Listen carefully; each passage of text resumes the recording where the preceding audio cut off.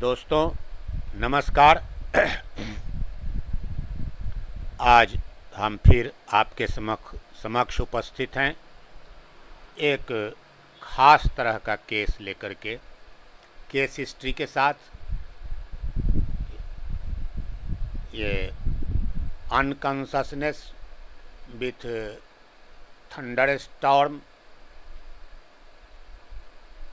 का केस, और ये जो रोडोडेंड्रन से क्योर हुआ, तो rhododendron cures unconsciousness with thunder storm. आपको बता दें कि 24 फरवरी 1985 को हम बोकारो गए थे एक आदमी के सहयोग से, और बोकारो में ये कोऑपरेटिव कॉलोनी में हम रहते थे। तो कोऑपरेटिव कॉलोनी में रहने के कारण सामने ही था, जैसे ही हम ऋतु डी से ऊपर बोकारो में जाते हैं सबसे पहले सामने ये कोऑपरेटिव कॉलोनी आता है। उसी में 35 में हम लोग थे, वो सौखी साहब का था, उसी में हमको जगह मिला था और उसमें हम रह रहे थे। फिर कुछ दिन के बाद, चूँकि बोकारो के बहुत सारे एम्प्लाई जो बोकारो स्टील लिमिटेड के थे, वो बहुत सारे एम्प्लाई हमारे यहाँ इलाज कराने लगे,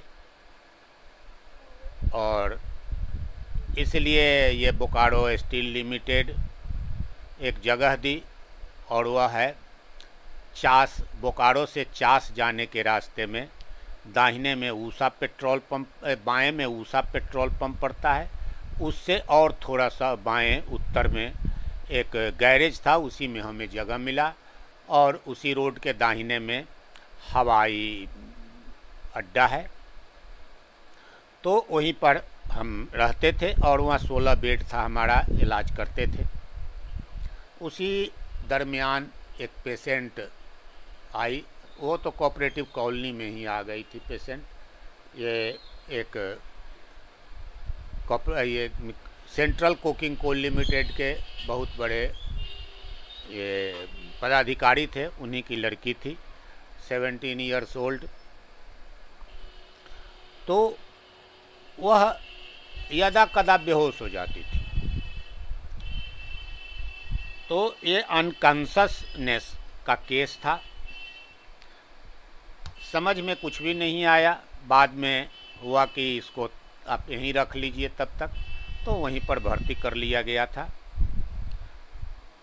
2 कंपाउंडर थे और एक नर्स थी वहाँ पर।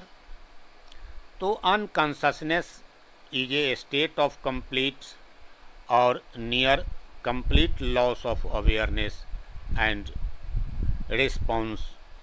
रिस्पॉन्सिवनेस। तो ये अनकॉन्शस का केस।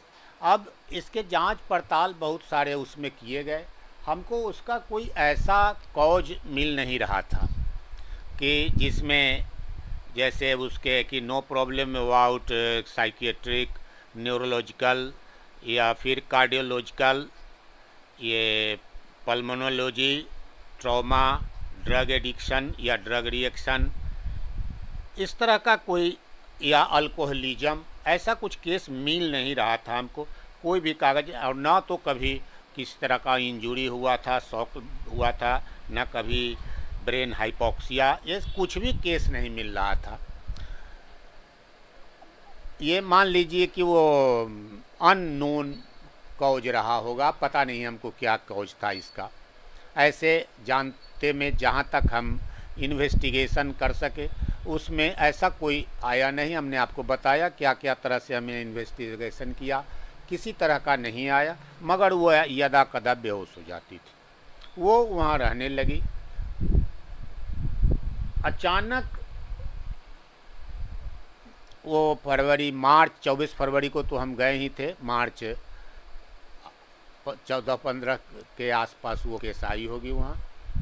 तो एक दिन क्या हुआ कि अचानक बहुत बादल लगा हुआ था, बादल छाया हुआ था आकाश में, और उसमें नीचे 6-7 कमरे थे, आंगन था बड़ा सा, बड़ा अच्छा घर बना हुआ था वो। और एक बार जब थंडर स्टॉर्म हुआ, कस के जब गड़गड़ाहट हुई, बिजली कड़की, बहुत ज़ोर से बिजली कड़की, और वो एक बार उसी कड़क के साथ ही बड़ी ज़ोर से वो भी चिल्लाई, और एक बार चिल्लाई कि अंकल कह के, और वो गिर गई और बेहोश हो गई, अनकॉन्शस हो गई। बस यही एक सिम्टम्स था अनकॉन्शसनेस का। फिर अनकॉन्शसनेस के लिए बहुत सारे रेपर्टरी में, जो आपको बताया, मेरे पास जो छोटी रेपर्टरी केंट्स रेपर्टरी है, उसमें अनकॉन्शस के लिए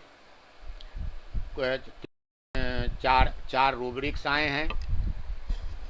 तो थंडर पेज 807 पर वहाँ लिखता है सी स्टॉर्म। फिर कफ में स्टॉर्म को देखने पर 806 पेज पर बिफोर, यानी स्टॉर्म बिफोर कफ फॉस्फोरस था, और बिफोर थंडर स्टॉर्म, कफ बिफोर थंडर स्टॉर्म, ये फास्फोरस और साइलिसिया था। फिर थंडरिंग में ईयर नॉइज, थंडरिंग पेज 302 में वहाँ लिखता है सी रंबलिंग। जब वहाँ देखा गया तो अमोन म्यूर, कैलकेरिया और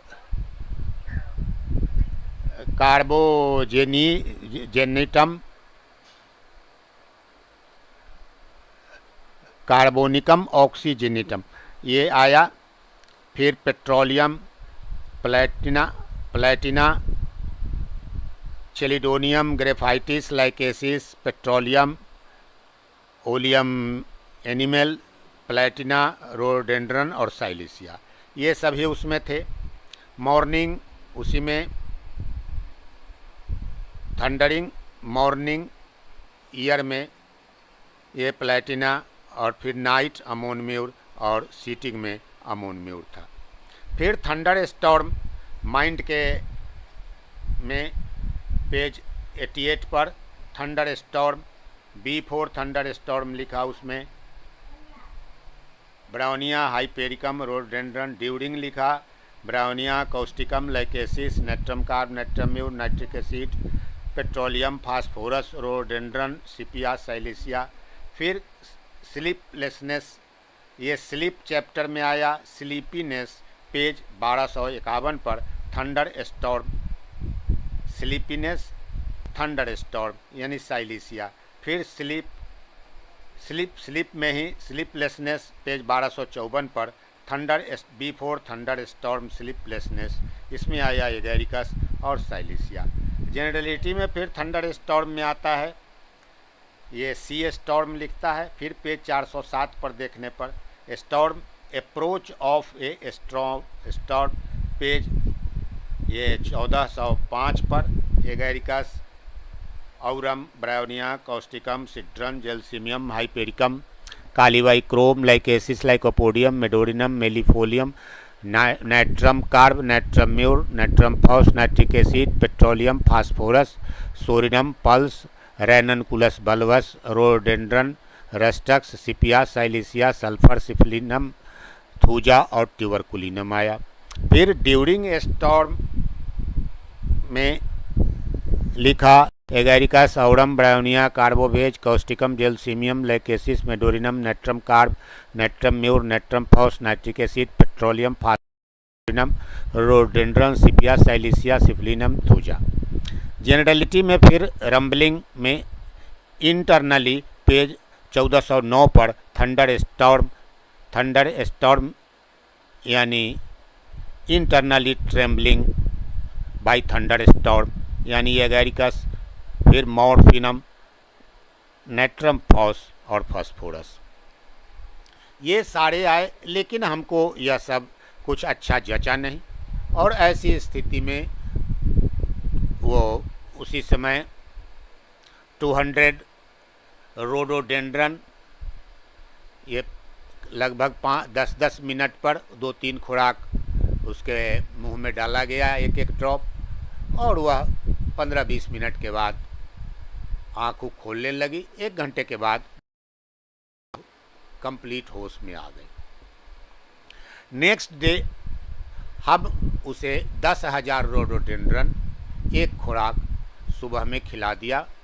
एक गोली रोडोडेंड्रन का पानी में, एक ड्राम पानी में मिला करके और उसे खिला दिया कल हो करके सुबह में। और इसके बाद उस पेशेंट को हम दिया और उसके माँ बाप आए और लेकर के फिर चले गए। तो इस तरह से लेकिन उसके बाद फिर हम वहाँ 7 अगस्त तक रहे, 7 अगस्त 85 तक ही। फिर हम 7 अगस्त को चले आए यहाँ और उसके बाद हम फिर नहीं गए, हमको वहाँ मन नहीं लगता था। हालांकि केस बहुत ही था वहाँ और काम भी बहुत था, लेकिन हमको अच्छा नहीं लगा। रिस्पांस बहुत हुआ लेकिन हमको अच्छा नहीं लगा। हम वहाँ से आ गए, सो फिर हम गए नहीं। हम अपना सामान उमान भी वहीं छोड़ दिया। फिर लेकिन ये संपर्क बना रहा वहाँ से। उसका वो डेरा पुटकी प्रोजेक्ट के पास ही था, तो पुटकी में तो इस तरह से हमारे साथ बराबर, पुटकी के पास भौंरा है, भौंरा प्रोजेक्ट में था उस, तो वहीं पर डेरा भी। फिर 1-2 बार उसी साल 1-2 साल पर फिर जाने का मौका मिला। 1-2 साल पर अक्सर बोकारो जाया करते थे। तो उधर फिर धनबाद जाने के रास्ते में उसी हो करके जाते थे। रामानंद जी एक थे बोकारो के हैं, उनके साथ, तो उसके डेरे पर हम जाते थे। और बहुत दिन तक, ये पिछले साल भी हम 3-4 साल पहले हम गए होंगे बोकारो, तो पत्नी के साथ ही हम लोग गए थे। फिर भी वहाँ पर उसके यहाँ गए तो किसी तरह की दिक्कत नहीं थी। और ख़ास करके एक संवाद वाहक ऐसा हो गया, हमारे बगल के ही एक आदमी वहीं पर काम भी करते थे, उसी सेंट्रल कोकिंग कोल लिमिटेड में। तो इस तरह से बराबर संपर्क बना रहा उनसे। और जब टेलीफोनिक संपर्क हुआ तो अक्सर उनसे हमारी बातचीत हुआ करती थी। और हम अक्सर लैंडलाइन टेलीफोन पर हम शुरू से रहे। तो इस तरह से ये केस अभी तक किसी तरह का फिर इस तरह का नहीं हुआ कि दोबारे उसको फिर अनकॉन्शस हो। और आज बच्चे उच्चे हो गए हैं। ये 4-5 साल पहले गए थे तो उसमें देखे कि हाँ, कि मोटी बहुत हो गई। खैर, आजकल तो औरतें में मोटी होने का स्वभाव है, मोटा हो जाने का। और एक काम धंधा की वजह से, फिर शारीरिक परिश्रम कम हो जाने की वजह से आजकल लोग मोटे हो रहे हैं। इस पर फिर हम आगे बात करेंगे। तो यहाँ अनकॉन्शसनेस की बात है। तो थंडर स्टॉर्म के बाद, हालांकि ऐसा रूब्रिक्स हमें कहीं नहीं मिला कि थंडर स्टॉर्म के बाद अनकॉन्शस हो जाए तो उसमें रोडोडेंड्रन हो। लेकिन चूँकि रोडोडेंड्रन स्टॉर्म, थंडर स्टॉर्म, इन सबों में इसका रोल बहुत ही अच्छा था, इसलिए हमने यहाँ पर ये रोडोडेंड्रन 10,000 का प्रयोग किया। और उसके बाद फिर दोबारा कोई दवा की ज़रूरत आज तक नहीं हुई। और इस तरह से ये रोडोडेंड्रन का बहुत ही अच्छा इस अनकॉन्शसनेस पर प्रभाव रहा। पता नहीं कारण जो रहा हो, लेकिन खैर, एक तो कारण ये कौजा ओकेजनलिस, हम लोगों के होम्योपैथी में कौजा ओकेजनलिस के आधार पर ये ड्यू टू थंडर स्टॉर्म, यदि यह एक रूब्रिक्स और बड़ा ही ये रिमार्केबल रूब्रिक्स होगा कि अनकॉन्शसनेस विथ है। ड्यूरिंग भी ना हम कहने के बजाय यदि हम विथ कहें तो ज़्यादा हमको सटीक लगा, इसलिए ड्यूरिंग हम हटा करके ड्यूरिंग थंडर स्टॉर्म हटाकर इसमें हम विथ थंडर स्टॉर्म किया। तो ये अनकॉन्शसनेस विथ थंडर स्टॉर्म यदि हम इसको कहते हैं, ऐसा रूब्रिक्स हो, ये अच्छा होगा या होगा भी, हम पता नहीं। हम जहाँ तक जानते हैं, ऐसे तो हम ऐसे भी बहुत कम जानते हैं। तो इन्हीं बातों के साथ अब आज का हमारा ये एक अनुभव का एपिसोड समाप्त होता है। हम आपसे बस गुजारिश करते हैं कि लाइक, सब्सक्राइब, कमेंट ये सब करते रहें। फिर हम मिलेंगे अगले एपिसोड में। तब तक के लिए धन्यवाद। सर्वे भवन्तु सुखिनः, सर्वे सन्तु निरामया।